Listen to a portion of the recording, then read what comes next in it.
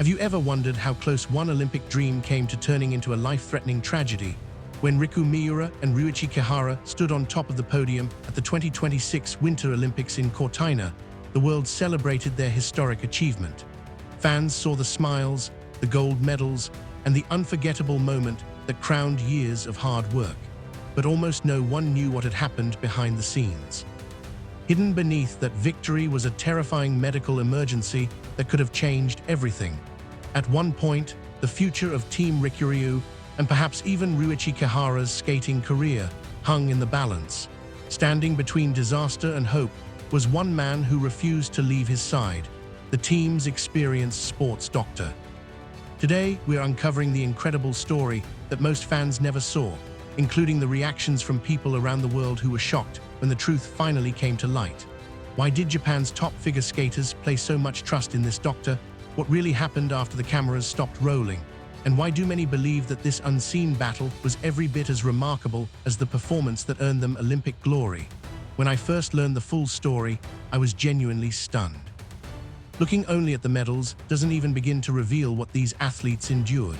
Behind the celebration was a quiet battle filled with fear, determination, and extraordinary courage.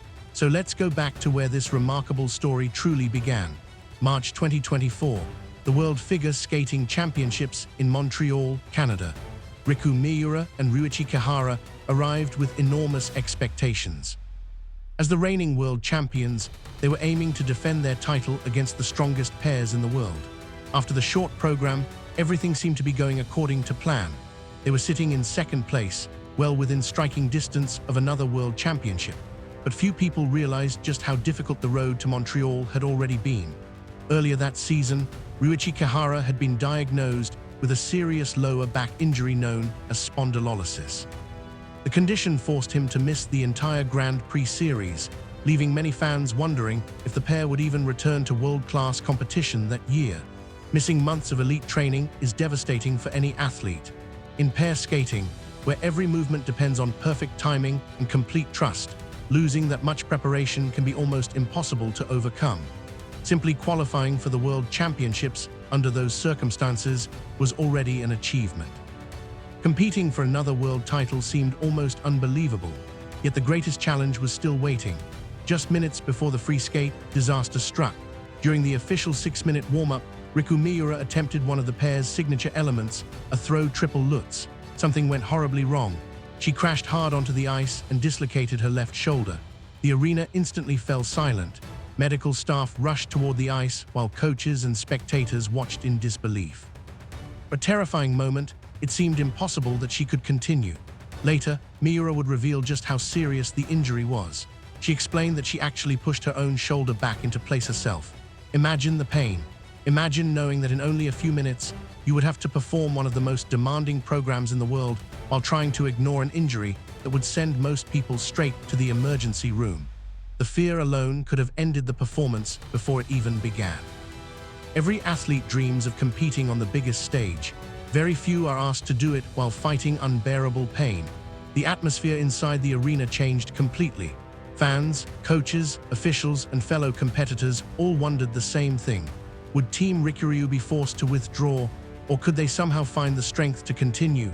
Looking back now, this may have been the defining moment of their partnership. Many athletes would understandably choose to protect themselves after suffering such a painful injury. Instead, Miura and Kihara chose to trust each other.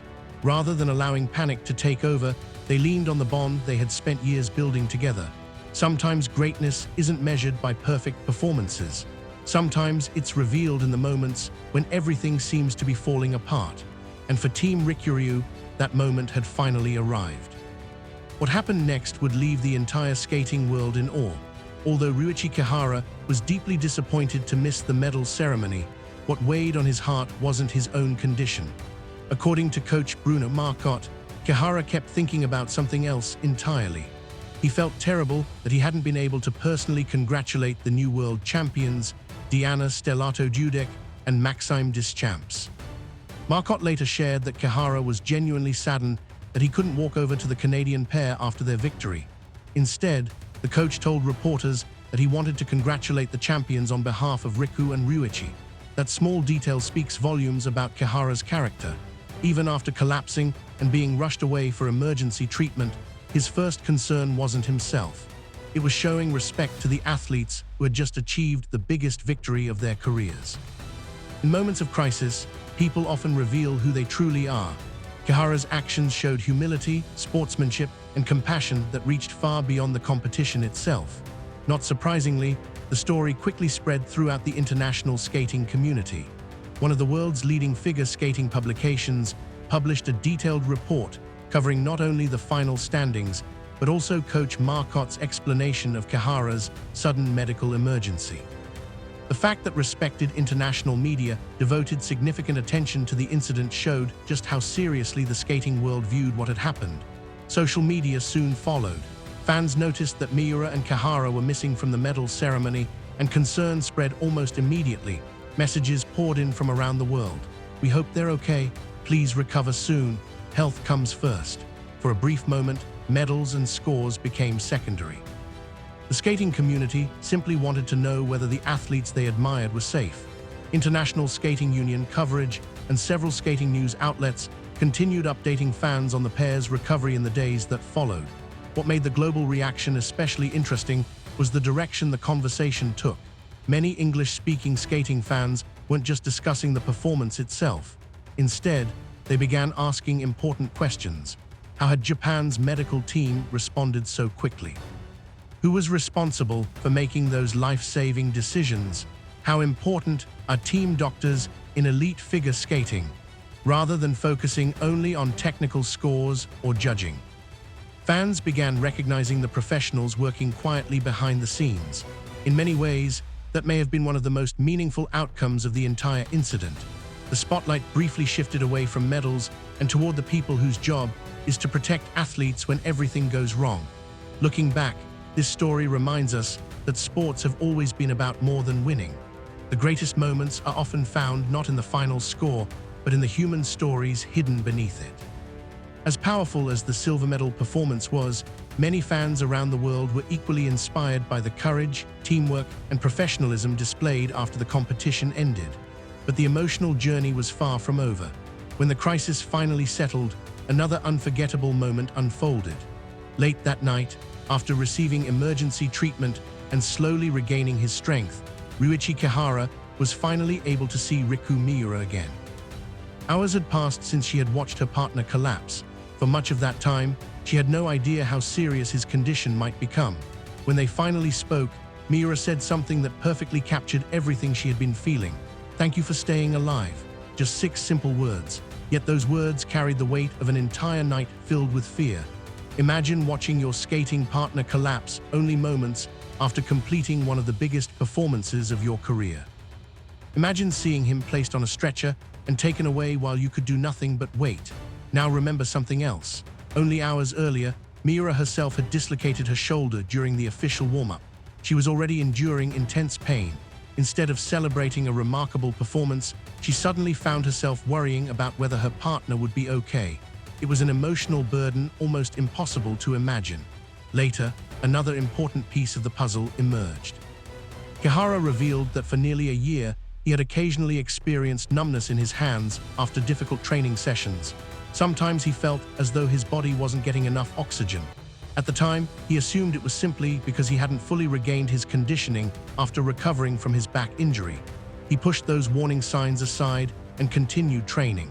Looking back, those episodes may have been early signals that something far more serious was developing. The following morning, Team Dr. Tsuchiya called Kihara to check on him. To his relief, the voice on the other end of the phone sounded calm, positive, and much stronger than it had just hours before. After one of the most frightening nights of everyone's lives, there was finally a sense of hope. Sometimes recovery begins with something as simple as hearing a familiar voice. For everyone who had lived through that terrifying evening, it was the reassurance they desperately needed. Soon afterward, Kihara shared a heartfelt message publicly. He thanked the entire medical team for their immediate response and expressed sincere gratitude for everything they had done.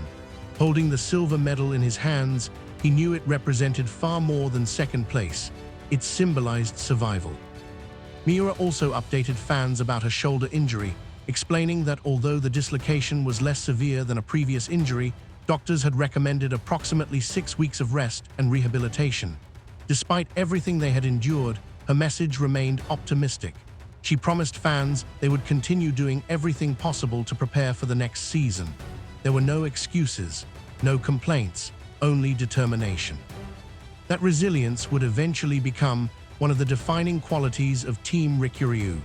The crisis had tested not only their physical strength, but also their trust in each other, their coaches, and the medical professionals who stood beside them when they needed help the most.